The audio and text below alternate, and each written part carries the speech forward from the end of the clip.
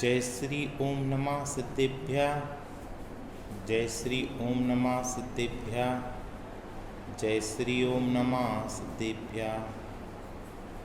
नमो अरहन्ताणं नमो सिद्धाणं नमो आयर्याणं नमो वज्रायाणं नमो लोये सप्पसाहुरम्। एसो पंचणमो यारो सप्प पापप्रणाशिणो मंगलाणं च सव्वेसिं पणपं होई मंगला। नमः श्री वर्धमानाय निर्धूतकलिलात्मने सालोकानां त्रिलोकानां यद्विद्यादर्पणाय ते। बीतरागी सर्वज्ञ देव जयवंत पढ़ते हैं।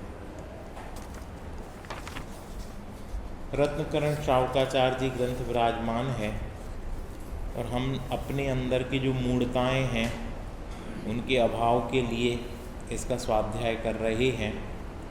पेज नंबर 45 पर सबसे नीचे का पैराग्राफ से शुरू करना है और आज अपन ये देव मूढ़ता का जो स्वरूप है वो अपन पूरा करेंगे। शास्त्रों में लिखा है चांडाल के हिंसा आदि व्रत के प्रभाव से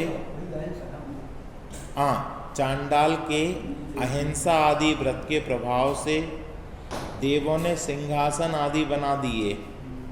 नीली के सील के प्रभाव से देवता सहायी हुए। सीता के सील के प्रभाव से अग्नि कुंड जल रूप हो गया। सुदर्शन सेठ का उपसर्ग देव ने आकर टाला और कितने ही की देवों ने सहायता की, उपसर्ग दूर किए। देवों ने आसन कंपायमान हुए और देवों ने आकर सहायता की। ऐसी हजारों कथाएं प्रसिद्ध हैं। ये तो अपन सब पढ़ चुके। देवों ने सहायता की ब्रह्मचर्य के प्रभाव से, सील के प्रभाव से, सत्य के प्रभाव से, धर्म के प्रभाव से। लेकिन अब ये देखो 46 पेज पर भगवान आदिनाथ के 6 महीने भोजन का अंतराय रहा, तब किसी देव ने आकर किसी को आहार देने की विधि क्यों नहीं बताई? क्या इन सब की तो सहायता की, लेकिन जब ये 6 महीने मुनि अवस्था में थे और आहार के लिए निकले तो देव ने आकर किसी को आहार दान के पड़गाहन की विधि क्यों नहीं बता दी?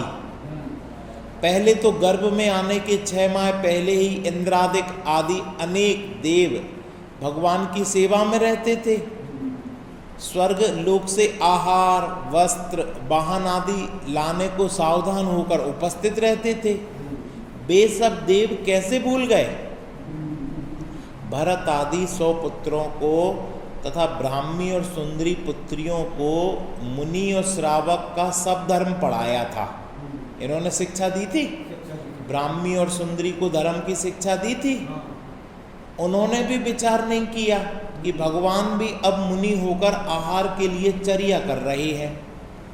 वास्तव में अंतराय कर्म का उदय मंद हुए बिना कौन सहायता करता है? क्या अब देखो, पहले तीर्थंकर गर्भ में आने के 6 माह पहले स्वर्ग से रत्नों की वर्षा होती है और जब वो मुनि अवस्था में होते हैं तो कोई आहार दान देने के लिए उसको विधि नहीं पता। तो इन्होंने खुद सिखाई थी ब्राह्मी सुंदरी को, अपने भरत आदि पुत्रों को। किसी ने लगाया ही नहीं, किसी का विचार ही नहीं आया, किसी का विकल्प नहीं चला आहार दान कैसे देना। तो मूल कारण क्या है? अंतराय कर्म का मंद उदय हुए बिना, अंतराय कर्म मंद हुए बिना कौन सहायता करे? यानी अब संसार में दोष देखना छोड़ दो, सारा यहां देखो। हमारे साथ जितना भी बर्ताव हो रहा है उस सब का कारण मैं हूं।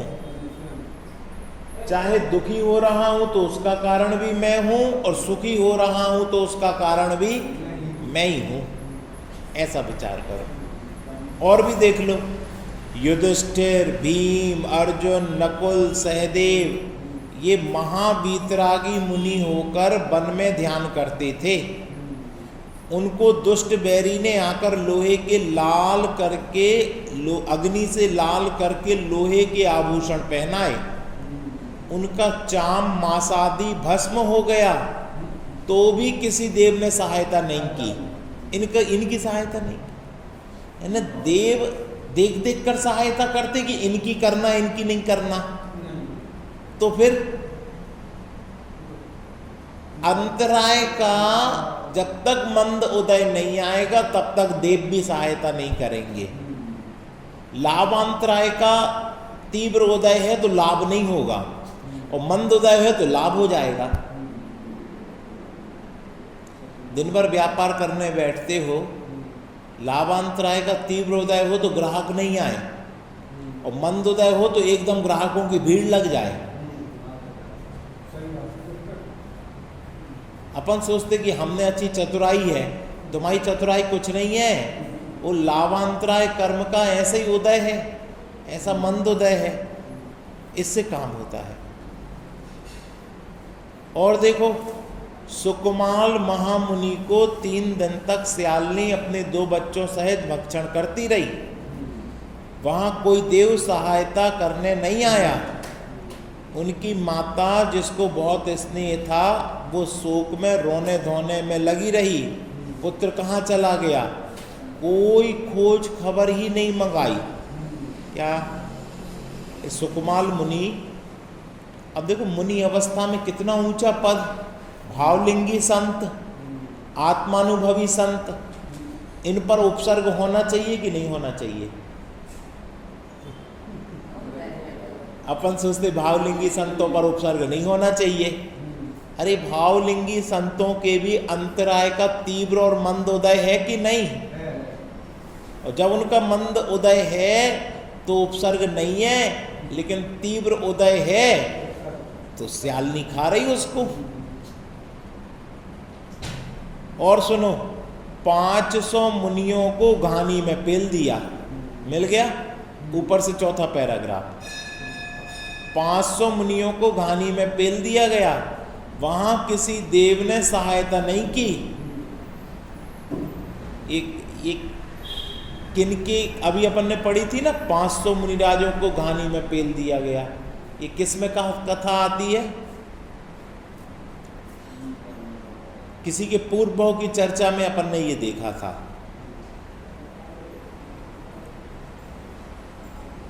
पद्म राजा बलभद्र और कृष्ण नारायण, जिनकी पहले हजारों देव सेवा करते थे, राम की और कृष्ण की हजारों देव सेवा करते थे। जब हीन कर्म का उदय आया, पुण्य क्षीण हुआ, तो कोई पानी पिलाने वाला एक मनुष्य या देव भी पास में नहीं आया। जो सुदर्शन चक्र से नहीं मरा, वह एक भील के बाण से प्राण रहित हो गया।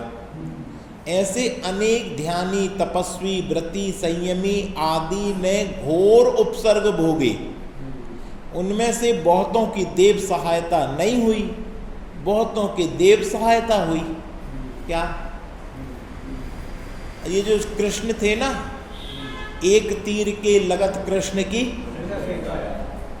अब इसमें लिखा है जो सुदर्शन चक्र से नहीं मरा।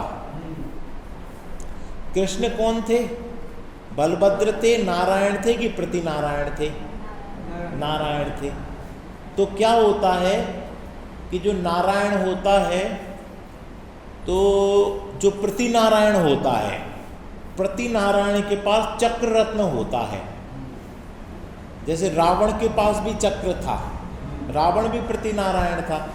और कृष्ण के सामने प्रति नारायण कौन था? कंस। कंस प्रति नारायण था। तो कंस ने चक्र चलाया, युद्ध हुआ, युद्ध में वो हारने लगा, तो हारने के बाद उसने चक्र चलाया। तो चक्र चलाया तो वो चक्र जाके कृष्ण के पास रुक गया, कृष्ण को मारा नहीं। और फिर कृष्ण वो चक्र फिर कंस के ऊपर चलाया तो उसके प्राणांत हो गए। ऐसे ही यहां हुआ था बब्बे भैया। रावण ने चक्र चलाया, आखिरी में जब सब विद्याएं देख ली और लक्ष्मण नहीं मर रहा तो रावण ने आखिरी में चक्र चलाया। ये रामायण में नहीं दिखाया गया, ये जैन रामायण में है। तो आखिरी में रावण ने चक्र चलाया तो वो चक्र लक्ष्मण के पास में आके रुक गया। फिर लक्ष्मण ने वो चक्र रावण के ऊपर चलाया तो रावण का सिर कलम हो गया। तो यहां क्या लिखा कि जो कृष्ण जिनके ऊपर चक्र चलाया गया तो मरण हुआ नहीं, और कौन चला रहा? प्रतिनारायण जैसा महापुरुष, और तो मरण हुआ नहीं। और एक भील, सामान्य भील ने तीर चलाया तो मरण हो गया। एक तीर के लगत कृष्ण की। अब बताओ, तीर से मरण हुआ?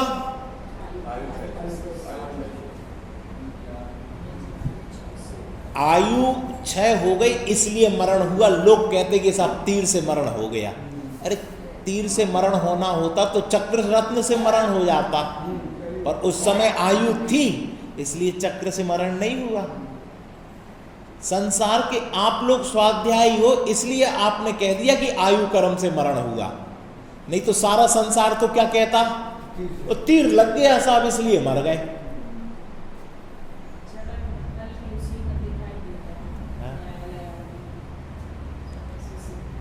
अरे आप देखो, बहुत बड़ी इमारत गिरती है और नीचे सैकड़ों लोग मर जाते हैं और 6 महीने का बच्चा जिंदा निकल आता। वो दबा रहता है 2-2, 3-3 दिन तक भूखा प्यासा और जिंदा निकल आता खेलता हुआ। क्यों? आयु थी से वो बच गया, बाकी की आयु पूर्ण हो गई थी, चला गया। तो इस सब से सार क्या निकला?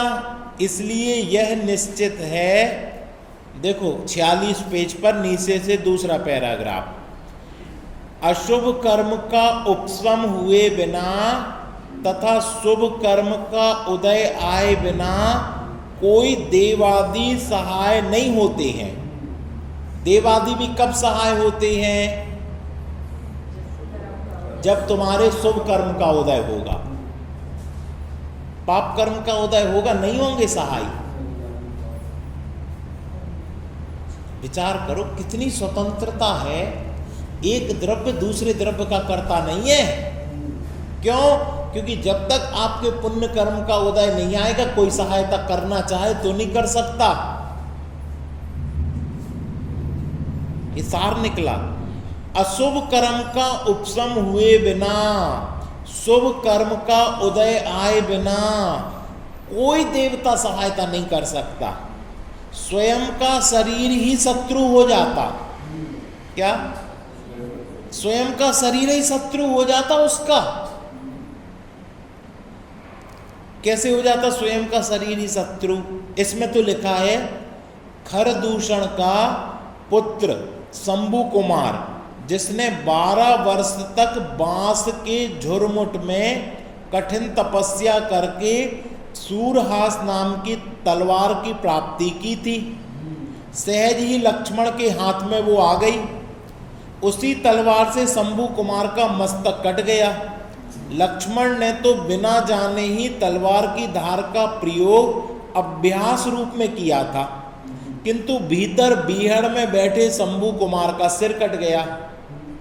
अपने हित के लिए सिद्धि की गई विद्या ने अपना ही घात कर डाला। बताओ, इस बात पे किसी को विश्वास होगा? जिस बात की सिद्धि के लिए 12 वर्ष तक तपस्या की, और बताए कैसी तपस्या की 12 वर्ष तक? हमने पढ़ा था पद्म पुराण में। 12 वर्ष का नियम लेके गया। 12 वर्ष जंगल में एक स्तंबूक बनाकर, समझ लो घास फूस की एक झोपड़ी बनाकर उसमें जाके बैठता था दिन भर को।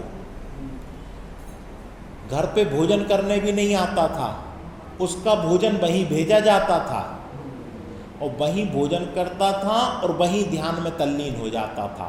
काय के लिए? एक तलवार के लिए। एक तलवार थी, ऐसी तलवार थी कि जिसका घास करो, सूर्यहास नाम की तलवार। नाम क्या है? सूर्यहास का अर्थ क्या होता? सूर्य की चमक को भी फीका कर दे, ऐसी तलवार। उसकी सिद्धि करने के लिए गया था। कितने वर्ष? बब्बे भैया, क्योंकि उस जमाने में अस्त्र शस्त्र ही धन थे, अस्त्र शस्त्र ही दिखावे के काम थे, अस्त्र शस्त्र ही सुरक्षा के उपाय थे। जैसे आज के समय में मोबाइल है, ऐसा उस समय अस्त्र शस्त्र होते थे। तो 12 वर्ष तक मोबाइल के लिए लोग किडनी बेच देते। आईफोन नया एप्पल का चाहिए तो किडनी बेच दें। 12 वर्ष तक पैसा जोड़ें, खाने पीने में कटौती करें, भोग उपभोग में कटौती करें और आखिरी में एक मोबाइल खरीदना है। करते लोग ऐसे ही उस जमाने में तलवार के लिए किया जाता था। हमें ऐसी तलवार चाहिए जो सूर्य की चमक को भी फीका कर दे, जिससे हम अनेक युद्ध जीतेंगे, अनेक योद्धाओं का सिर कलम कर देंगे, अनेक देशों पर विजय प्राप्त करेंगे। लेकिन क्या हुआ? तलवार सिद्ध हुई कि नहीं? तलवार तो सिद्ध हो गई, लेकिन उसी तलवार से सिर कलम हो गया। अब ये बात सिर्फ उस जमाने की है कि इस जमाने पर भी लागू पड़ती है? इस जमाने के 2-4 उदाहरण दे दें, फिर आप कहोगे शास्त्र में तो लिखा नहीं। कल्पना चावला का नाम सुना आप लोगों ने? वो अंतरिक्ष गई थी और अंतरिक्ष में चहलकदमी करी और अंतरिक्ष में उसका नाम अमर हो गया। लेकिन जब अंतरिक्ष से वापस लौट रही थी सो उसका प्लेन, उसका रॉकेट, उसका अंतरिक्ष यान क्रैश हो गया और वो मर गई। यानी उसने कितनी पढ़ाई की थी? इसने तो 12 वर्ष तपस्या की, उसने 20 वर्ष 25 वर्ष पढ़ाई की, कंपटीशन फेस किए और अंत में उसके फलस्वरूप वो रॉकेट में भी गई और लौट के आके उसी में उसकी समाधि हो गई। दूसरा वो जो पनडुब्बी पे करोड़ों रुपए की टिकट लेके गए वो टाइटैनिक का मलबा देखने के लिए, उसी में उनका अंत हो गया। पूर्व कर्म के उदय के निमित्त से ही अनेक उपकार और अपकार होते हैं। हम सबका जो उपकार हो रहा ना, ये ग्रंथ लिखा गया समंत भद्राचार्य ने, सदाशिवदास जी ने टीका लिखी, किस लिए? हमारे उपकार के लिए। हमारा ऐसा अति तीव्र पुण्य का उदय आया कि आज हम शांति से ये स्वाध्याय कर रहे हैं। इसमें हमारे पूर्वोपार्जित बहुत कर्म, पुण्य कर्म का उदय आया। तो पूर्व कर्म के उदय के निमित्त से ही अनेक उपकार अपकार होते हैं। कोई देवादि पूजा करने से धन, आजीविका, स्त्री पुत्रादि देने में समर्थ नहीं है। अन्य देवताओं का प्रकरण है ना, देव मूढ़ता चल रही है, तो हम उनको पूज लेंगे तो धन ज्यादा आएगा। हम चादर चढ़ा आएंगे तो धन ज्यादा आएगा। हम अगरबत्ती लगा देंगे तो धन ज्यादा आएगा। आएगा कि नहीं? कोई देव आदि पूजा करने से ना धन, ना आजीविका, ना स्त्री पुत्रादि स्वस्थ या अनुकूल होते हैं। तो कैसे होते हैं? इसमें लिखा ना, देखो ऊपर पे, पूर्व कर्म के उदय के निमित्त से ही अनेक उपकार और अपकार होते हैं। अनेक उपकार। आपका काम बनते बनते बनते बनते बिगड़ जाता, और बिगड़ते बिगड़ते बिगड़ते बिगड़ते बन जाता है। होता कि नहीं? कैसे होता? ये आपके हाथ में ना काम बनाना है ना बिगाड़ना है। ये पूर्व उदय जैसी कर्मों की विचित्रता आएगी। और एक छोटी सी बात, एक ऑटो रिक्शा जा रहा था और ऑटो रिक्शा दूसरे से भिड़ गया, थोड़ा सा हल्के से स्क्रैच आए। उसने 2 बातें बोली, 2 इसने बोल दी, 2 गाली उसने दी, 2 इसने दे दी, 2 इसने मारे, उसने लोहे की राड उठाई और सीधा मारा और प्राण चले गए। बात कितनी थी? थोड़ा सा स्क्रैच आया था। लेकिन अपन मौन नहीं रह पाए और मुंह तो चलाना है, चला दो, और मुंह चलाया। और कई बार पूरा का पूरा ऑटो मिट जाता है तो भी किसी की मृत्यु नहीं होती। यानी तो बातचीत के कारण हुआ ना ये। अपन को लग रहा मौन रह जाते। अरे मौन कैसे रह जाते? तुम्हारे कर्म का उदय ऐसा आया, अब मौन कैसे रह जाते बताओ? और मौन रहने का तरीका भी बताओ। अगर उसको भेद विज्ञान होता तो मौन रह सकता था। ऐसे तो आप लोग पूछेंगे कि फिर तो कर्म का उदय आएगा और हम लोग कुछ भी बोलेंगे अपशब्द और वो होगा, ये तो संसार में चलता ही रहेगा। क्यों? क्योंकि कर्म का उदय की तो लाइन लगी है। जैसे इसमें ईंटें लगी ना दीवार में, ऐसी कर्म की लाइन लगी। हमेशा कर्म का उदय आएगा, पाप कर्म का उदय आएगा तो पाप परिणाम होंगे, पुण्य कर्म का उदय आएगा तो पुण्य परिणाम होंगे। और निरंतर अशुभ कर्म का उदय आएगा, असाता वेदनी का आएगा तो वो होगा, साता वेदनी का आएगा तो वो होगा। तो हम तो कर्म के गुलाम हो गए, फिर तो हम सांख्यमती हो गए। फिर जैनमती कहाँ रहे? तो जैनमती क्या है बताओ?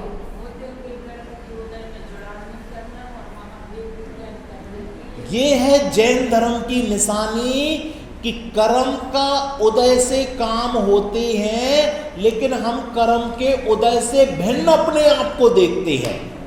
ये जैन धर्म है। कर्म के उदय से काम होते, ये सांख्य धर्म है। देखना अपन कितना सांख्य धर्म को फॉलो करते। अरे भैया हमारे तो पाप का उदय, अरे भैया हमारे तो पुण्य कर्म का उदय, हम तो क्या करें, हमारा तो इतना ही क्षयोपशम है, हमारा तो क्षयोपशम इतना है। तो तुम सांख्यमती हो। और जैनमती कब होगे? कि कर्म के उदय से भिन्न अपने आप को ज्ञाता देखोगे तो तुम जैनमती हो। ये कहना तो हर कोई कह देता है, पर जैनमती भेद विज्ञान करता कर्म के उदय में। जैसे अब जितने उदाहरण अपन ने पढ़े ना, उन सब में लगा लो। आदिनाथ मुनिराज आहार को निकल रहे, अंतराय कर्म का उदय, आहार नहीं मिल रहा है उनको। कब तक? 6 महीने तक। तो वो माथा पोड़ते होंगे अपना कि मैंने ब्राह्मी सुंदरी को धर्म की शिक्षा दी, भरत आदि को धर्म की शिक्षा दी, इसी दिन के लिए दी थी। जैसे किसी के बूढ़े माता पिता होते, उनने अपने बच्चों को पाल पोस के बड़ा करके नौकरी लायक बना दिया, और फिर बाद में वो बच्चे उनको खाना ना दे, भोजन ना दें, उनकी आवश्यकता पूर्ति ना करें, तो वो क्या करते हैं? माथा पकड़ लेते। इसी दिन के लिए हमने इनको पढ़ाया लिखाया, कमाने योग्य बना दिया, नौकरी से लगा दिया, शादी ब्याह कर दी, सब कर दिया इसी दिन को, कि आज हमें रोटी तक नहीं मिल रही।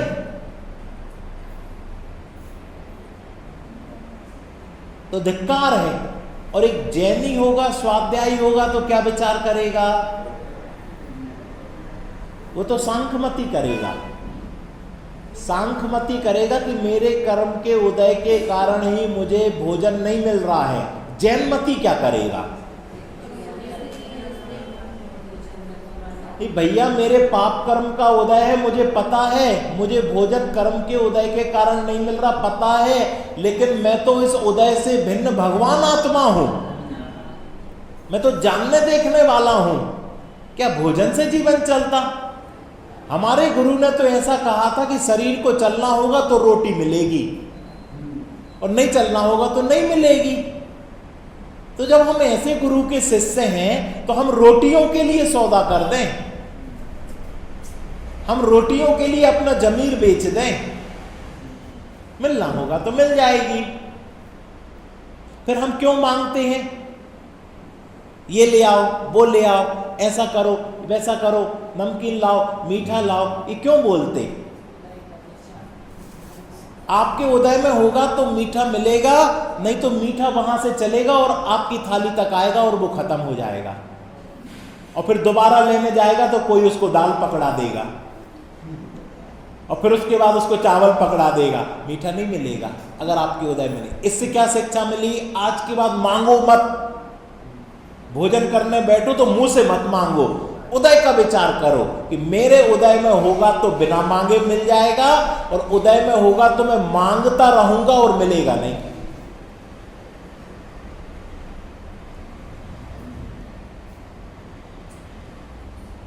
ये जीवन जीने की कला सिखाता है जैन धर्म, लौकिक में भी कैसे जीवन जीना। बबलू भैया, लौकिक में भी कैसे जीवन जीना। अभी हम लोग, अब आपको क्या लगता मेरा पुण्य कर्म का उदय होगा कि नहीं? भोजन में तो रोटी मिल जाए इतना उदय तो होगा कि नहीं?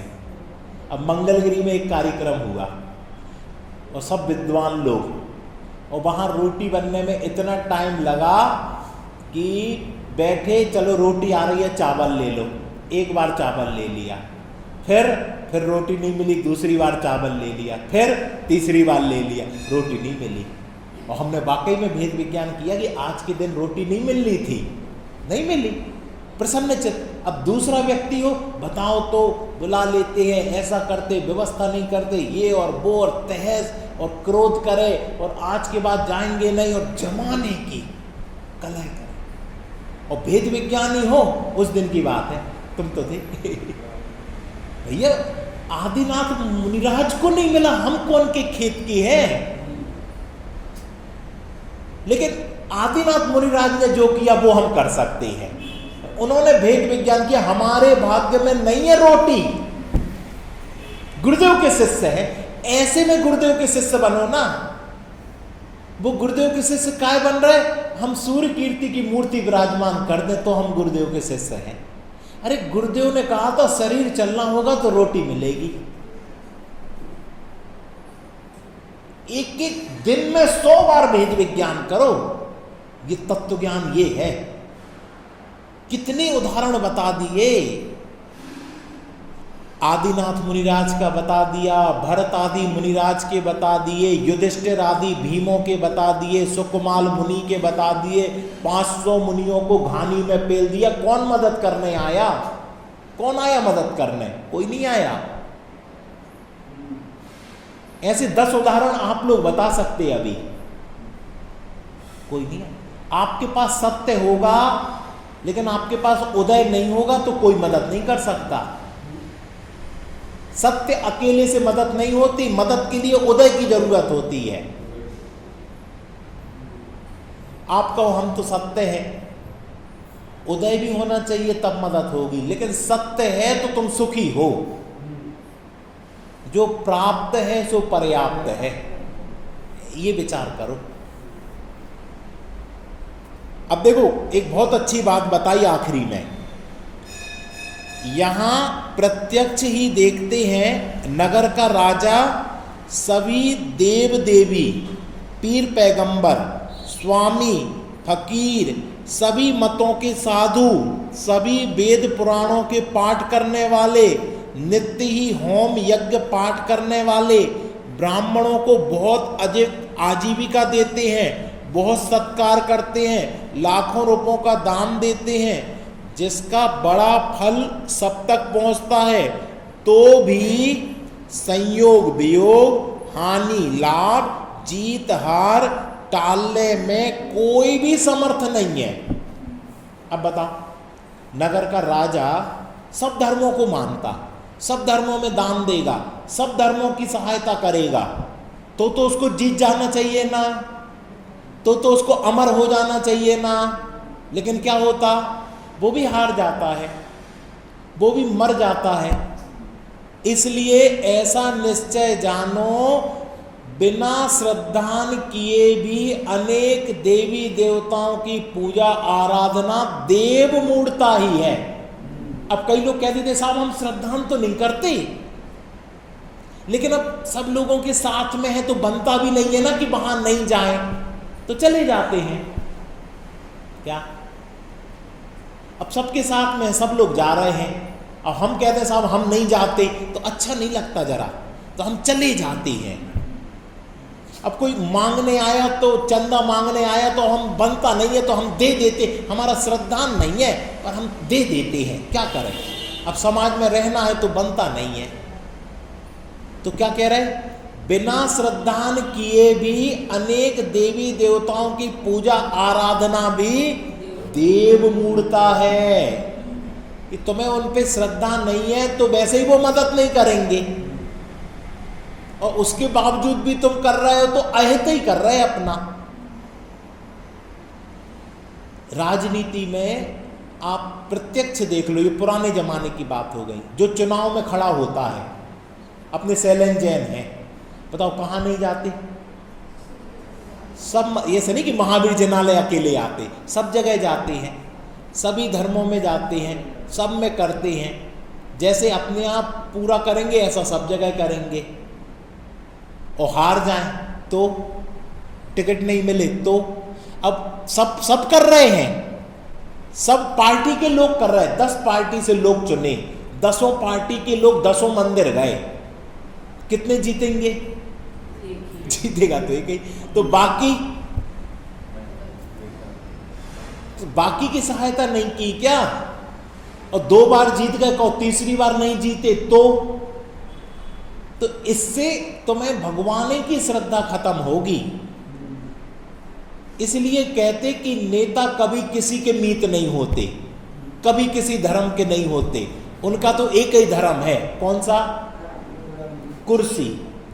येन केन प्रकारण कुर्सी मिलना चाहिए बस, वो किसी के मीत नहीं, किसी के धर्म नहीं, वो तोड़ के जोड़ तोड़ की राजनीति करके बस कुर्सी मिल जाए।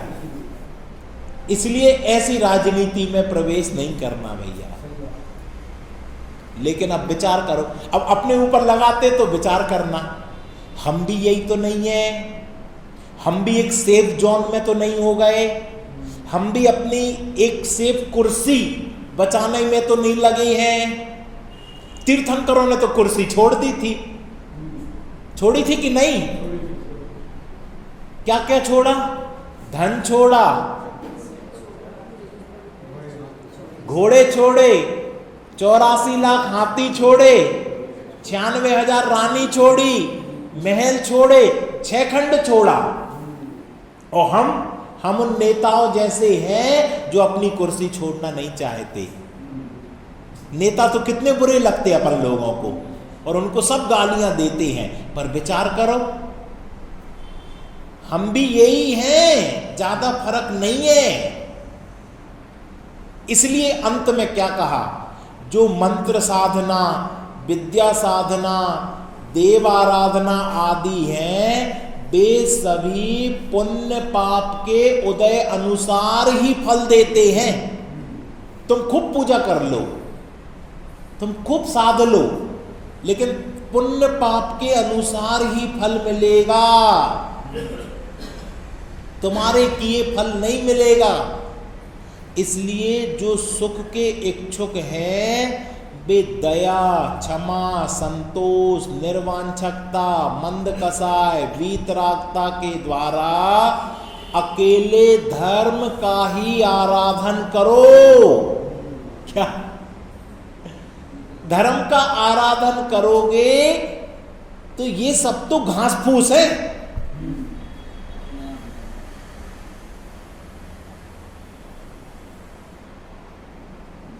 किसी को धन चाहिए तो धन से धन होता कि पुण्य से धन होता? अभी तक क्या पढ़ा था, पैसे से पैसा खिंचता है। क्या बब्बे भैया आपने सुना? पैसा से पैसा खिंचता है, पैसे से पैसा आता है। पर आप देखो कितने लोग पैसे वाले डूब गई कंपनियां, कितनी कंपनियां डूब गई। एक समय निरमा वॉशिंग पाउडर चलता था, आज किसी को नाम पता उसका? आज उसका नाम ही चला गया। नोकिया का मोबाइल आया था सबसे पहले, आज कोई जानता नोकिया का नाम? बच्चों से पूछो क्या होता ये। कहां धन से धन कहां मिला? अरे उतने समय तक पुण्य था, उसके फल में तुमने भोग लिया, पुण्य खत्म हुआ, वो भी खत्म हो गया। एक जमाने में सोवियत रूस हुआ करता था, उसके इतने टुकड़े हो गए कि आज कोई पूछने वाला नहीं है सोवियत संघ कहां गया। यानी पुण्य है, पुण्य के खेल है ये। जब पुण्य गया तो उनके बच्चे सड़कों पे आ जाते, जो मखमल पे सोने वाले। तो क्या करें? तो ये नहीं करना। क्या? मंत्र साधना, विद्या आराधन, देव आराधन आदि है, वे सभी पुण्य पाप के अनुसार ही फल देते हैं। इसलिए जो सुख के इच्छुक हैं वे दया, क्षमा, संतोष, निर्वांछकता, मंद कसाय, वीतरागता द्वारा अकेले धर्म का ही आराधन करो। और आगे कह दें, ये जितनी चीजें गिनाई, ये जो 10 लक्षण धर्म आ रहे हैं ना, ये वो ही है पूरे। फिर से पढ़ लो एक बार, प्रांजल पढ़ो। हाँ, दया, क्षमा, संतोष, निर्वांछकता, मंदकषायता, वीतरागता के द्वारा अकेले धर्म का ही आराधन करो, अन्य प्रकार से वांछा करके पाप बंद नहीं करो। अब लोग कहते साहब 10 लक्षण पर्व है, लेकिन दुकान भी तो है कि नहीं? दुकान तो चलाना पड़ेगी कि नहीं? उससे पूछो दुकान क्यों चला रहे हो? पैसा कमाने के लिए, धन कमाने के लिए। धन कमाने से क्या होगा? कि चीजें मिलेंगी। फिर वस्तुएं मिलने से क्या होगा? कि फिर हम आराम से उनको भोगेंगे और सुख शांति का अनुभव करेंगे। अब वहां गारंटी नहीं है कि सुख शांति मिल जाए, लेकिन अगर तुम क्षमा, मार्दव, आर्जव, सत्य, सोच, संयम, तप, त्याग, आकिंचन, ब्रह्मचर्य, इसका साधन करोगे तो गारंटी है कि तुम्हें शांति मिलेगी। सब मिलेगा, पुण्य भी बंधेगा, बाह्य का वैभव भी मिलेगा, अंतरंग शांति भी मिलेगी, सम्यक दर्शन भी मिलेगा, रत्नत्रय भी मिलेगा। इसलिए जैसे तैसे बन सके इस 10 लक्षण पर्व को अमृत महोत्सव जैसे मनाना चाहिए। कैसे मनाना चाहिए? अमृत महोत्सव। ये महापुण्य के उदय से हमारे लिए ये ऐसे नहीं बनाना चाहिए कि 10 दिन में 10 कौन सी आइटम बनाना, 10 कौन सी साड़ी पहनना, 10 कौन से प्रोग्राम करना, रिपीट नहीं हो जाए, ऐसे नहीं। ये 10 लक्षण पर्व अमृत महोत्सव को देने वाला है। जिस दिन उत्तम क्षमा हो उस दिन भर भेद विज्ञान करो, और उस दिन नहीं 365 दिन करो कि भैया हम क्षमा स्वभावी हैं, हम मार्दव स्वभावी हैं, हम सरलता स्वभावी है, हम पवित्रता स्वभावी है, हम निर्वांछक बने हैं, हम ब्रह्मचर्य स्वरूप हैं, हम आकिंचन स्वरूप हैं। क्या पता दोबारा 10 लक्षण हम लोग देख पाए कि नहीं देख पाए। इसलिए इन 10 लक्षण में खाने पीने में 2-4 चीजें कम बना लेना, पहले से संकल्प कर लेना। ये 10 लक्षण भोजन बनाना और इसके लिए समर्पित नहीं है, ये तो सरल स्वभाव रूप से जीवन जीने के लिए, भेद विज्ञान के लिए समर्पित है। क्या लिखा? अन्य प्रकार से वांछा करके तो पाप बंद होता है। यदि तुम्हें देवों की संगति करनी है, अब तुम नहीं मान रहे हमें तो देवता की संगति करनी है, तो तुम चक्रेश्वरी, पद्मावती, धरणेन्द्र, क्षेत्रपाल आदि खोटे देवों की संगति नहीं करो। किनकी करो? यदि देवों की संगति की ही इच्छा है तो उत्तम सम्यक दृष्टि सौधर्मेंद्र सचींद्राणी लोकांतिक देव इनकी संगति की भावना करो। इसलिए पंच कल्याणकों में जाना चाहिए। क्यों? पंच कल्याणकों में सौधर्मेंद्र की संगति होती है, महिलाएं सची की संगति करती हैं, बाल बच्चे लोकांतिक देव की संगति करते हैं और बालिकाएं अष्ट कुमारियों और 56 देवियों की संगति करते हैं। वहां पर भवनवासी व्यंतर और ज्योतिषियों की नहीं करते। इसलिए पंच कल्याणकों में और खाने पीने के लिए नहीं जाना चाहिए, वहां सौधर्मेंद्र के डायलॉग सुनना चाहिए कि वो क्या कहता है कि आपकी मनुष्य पर्याय धन्य है, हम देव होकर भी, सम्यक दृष्टि होने के बावजूद भी हम पहले पालकी नहीं उठा सकते मुनिराज की, आप उठाओगे, धन्य है आपकी मनुष्य देह। और हम मनुष्य देह काहे में लगा रहे आदित्य भैया? सिर्फ व्यापार करने में, कुछ जमीन जायदाद इकट्ठा करने में, कुछ सोना चांदी इकट्ठा करने में, कुछ MBBS और इंजीनियरिंग की पढ़ाई करने में, 25-50 लाख के पैकेज में। हम गौरव से कहते हैं 50 लाख का पैकेज गौरव है, धिक्कार है। हमारा 1 साल बर्बाद हो गया उस पैकेज के चक्कर में, जिसमें हम भेद विज्ञान करके अपने जीवन में रत्नत्रय उत्पन्न कर सकते थे। धिक्कार, धिक्कार पूर्वक बोलना चाहिए। जब आप पैकेज की बात बोलो ना, धिक्कार है मेरे 50 लाख का पैकेज है। क्यों? इस पैकेज के कारण मुझे 12 घंटे किसी की नौकरी करना पड़ती है, नौकर बनना पड़ता है। वह सौभाग्यशाली दिन कब आए जब हम बीतरागी देव की बैयावृत्ति करें, जिनवाणी को पढ़ें और जिनवाणी के माध्यम से अपने स्वरूप में स्थिर हों। वो दिन कब आए?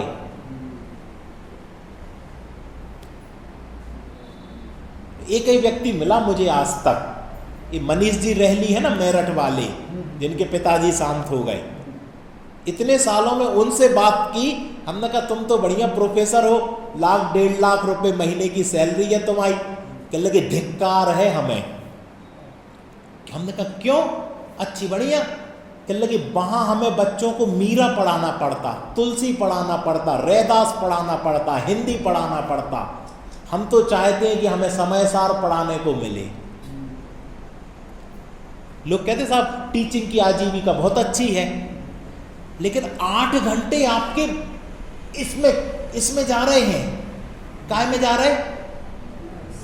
अन्य देवी देव अन्य को पढ़ाने में जा रहे हैं, रामायण पढ़ाने में जा रहे हैं, महाभारत पढ़ाने में जा रहे हैं, रघुवंशम पढ़ाने में जा रहे हैं।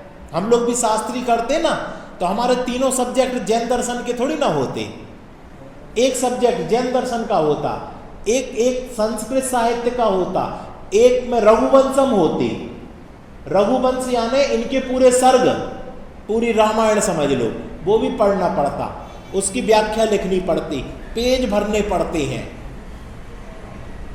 शास्त्री में सिर्फ जैन दर्शन ही नहीं पढ़ा जाता, हिंदी पढ़ना पड़ती, अंग्रेजी पढ़ना पड़ती, हिंदी लिटरेचर पढ़ना पढ़ता। अरे तो मनुष्य भाव तो चला गया, मनुष्य भाव तो चला गया। हम तो आत्मा पढ़ने के लिए जन्मे थे, हमें कहां पढ़ाई करने में लगा दिया।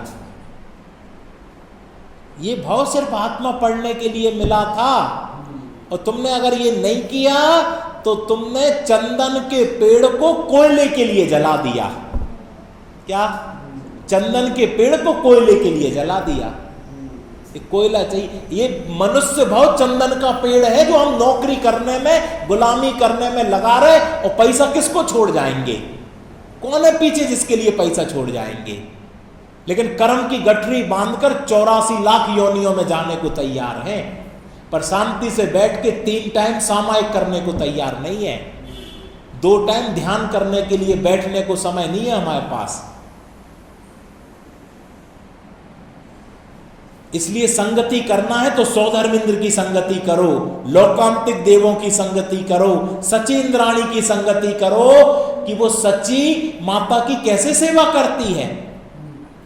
वो माता की संगति करो जो जन्म देती है, कैसे कैसे संवाद बोलती है वो माता। क्या बोलती, एक संवाद याद है आप लोगों को माता का?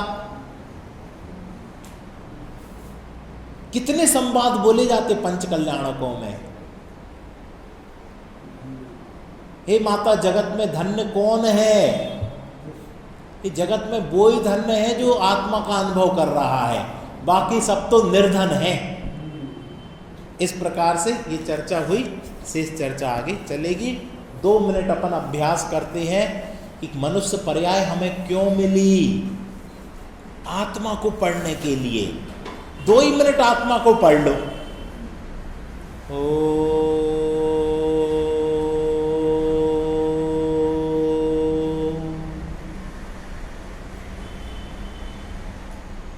ज्ञान स्वरूपो हम।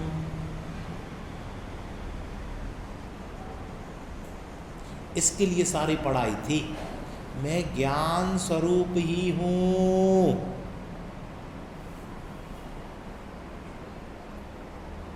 होना नहीं है हमें ज्ञान स्वरूपी, मैं तो हूं। परिपूर्ण स्वरूपो हम। इसकी श्रद्धान करना है, यही मैं हूं। आनंद आ जाए, मगनता हो जाए, निर्वांचकता हो जाए। अब मैं क्या मांगू किसी से, मैं तो पूर्ण हूं, परिपूर्ण हूं।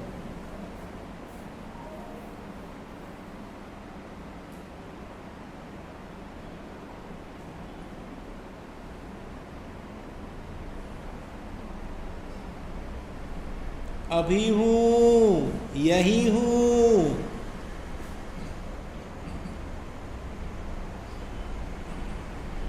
आनंद स्वरूपो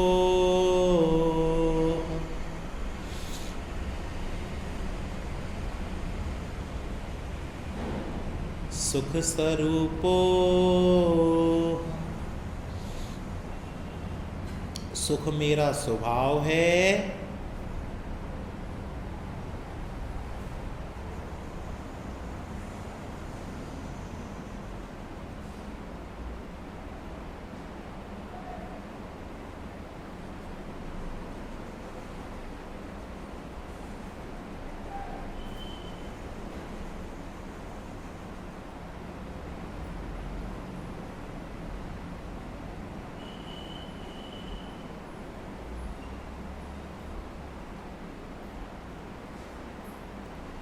निर्मलो हम, निरंजनो हम। मैं स्वभाव से ही निर्मल हूँ और निरंजन हूँ। 10 धर्म हमारे गीत गाते हैं, ऐसा मैं महिमावंत तत्व हूँ। निरंतर ऐसे ही अभ्यास द्वारा अपने स्वरूप को प्रकट करो। सहजानंदी शुद्ध स्वरूपी अविनाशी मैं आत्म स्वरूप।